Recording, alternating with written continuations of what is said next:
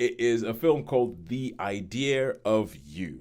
Now, this is a film that what most people tell you, thank you very much for the still, Sean. So this film is based on a book that apparently started off as One Direction fan fiction. And in a similar way that, like, 50 Shades of Grey started off as Twilight fan fiction. This started off as One Direction fan fiction, and then it became a book that apparently was a hit.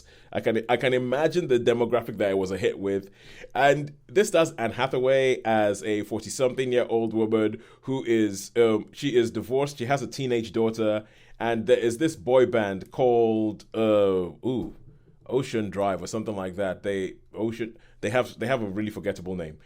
There's a boy band called that, and her husband or her ex-husband who left her for a younger woman. Her ex-husband is kind of like one of these dads who's like, a rich banker guy, and he thinks any problem, just throw money at it. And she's kind of put upon because she's planning that the divorce has come through. She's gonna drop her kids are gonna go to Coachella. So her kid is going to go to Coachella with her friends. The dad has paid for the tickets and for backstage passes and everything like that. She drops the kids off with her ex-husband, and she's ready to go on her camping trip. And then he comes up and goes, "Oh, sorry, there's a late thing that's come up and everything like that. Can you please tell me? You take them, you take them." And she takes the tickets. They go to Coachella, and while she's going backstage to use the toilet because they have this pass into this area, into a backstage area where you can actually meet and greet the stars and everything like that. She goes to use the toilet, ends up using Harry Styles' toilet. Sorry, Harris Crump or whatever they call his toilet.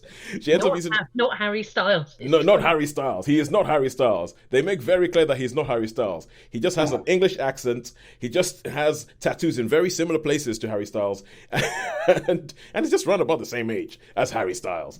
And he does it's a kind of film where I feel that you know where everything is going to happen, so I don't feel like it's too much of a spoiler to say he just has tattoos in the same place as Harry Styles, has an English accent, sounds like Harry Styles, and at some point later in the film he goes for a solo career and becomes the most successful member of the boy group, but he's not Harry Styles.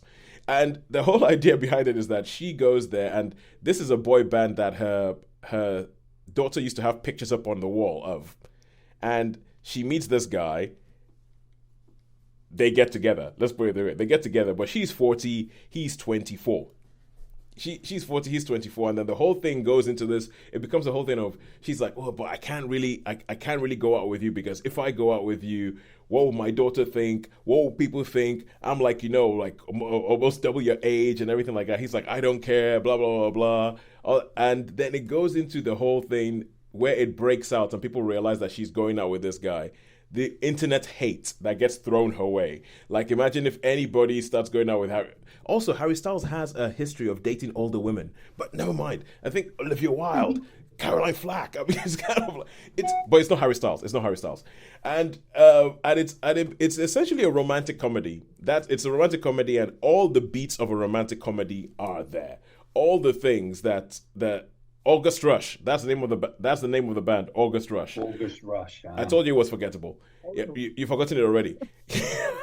And it's like,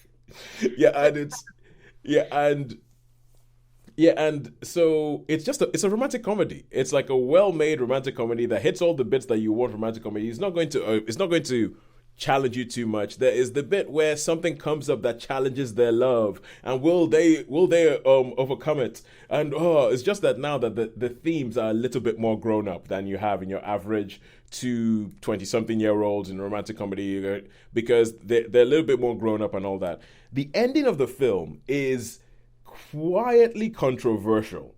It is quietly controversial how the film ends, because there's some people I know, and I actually heard two film critics talking about it again on the Empire Film Podcast, and one of them, the man, was like, "Oh, it's such a great ending, it's lovely and everything like that, it's affirming," and the woman was like, "There's problems with that ending," and I totally see where she's coming from. I totally see where Helen O'Hara from the Empire Film Podcast is coming from. The ending did make me go, "What are you trying to say here?"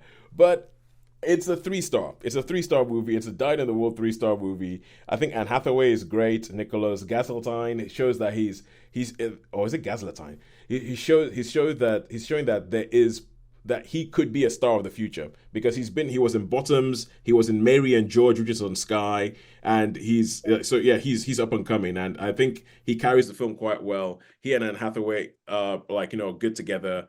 It's a 3-star romantic comedy. Go watch it if you have an hour and a half to spare, and yeah, that's it, 3 stars. But yeah, it's Or alternatively, you could watch a mad French shark film. or